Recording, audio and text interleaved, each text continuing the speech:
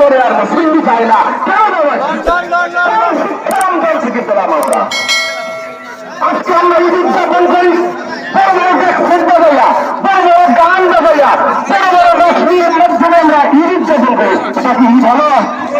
ঈদ হচ্ছে তওবার মাধ্যমে গুনাহ থেকে ফিরে নিজেকে নিষ্কলঙ্ক ভাবে উদযাপন করার নাম হচ্ছে ঈদ।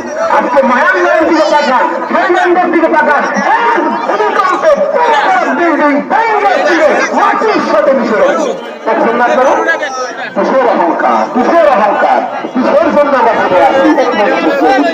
তাহলে আমরা আজকে নিজেদের পার্শ্ব শিক্ষা থেকে শিক্ষা গ্রহণ করবো। সর্বশেষ কথা আছে, ফিলিস্তিনে ঈদের দিনে কত হলো শিশুকে সেই পরমাণু ইসরায়েল জাতি হত্যা করেছে, শহীদ করে দিয়েছে। নাউজুবিল্লাহ বলে আজকে সেই ভারতের মধ্যে আমরা বড় হতো।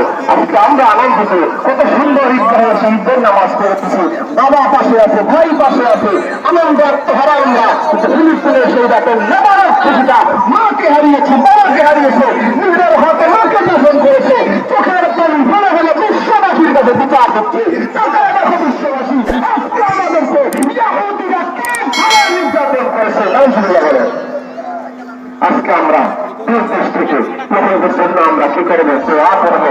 আল্লাহ তাআলা বলে সেই ইহুদিদেরকে ধ্বংস করে দেয়, ধ্বংস করে দেয়।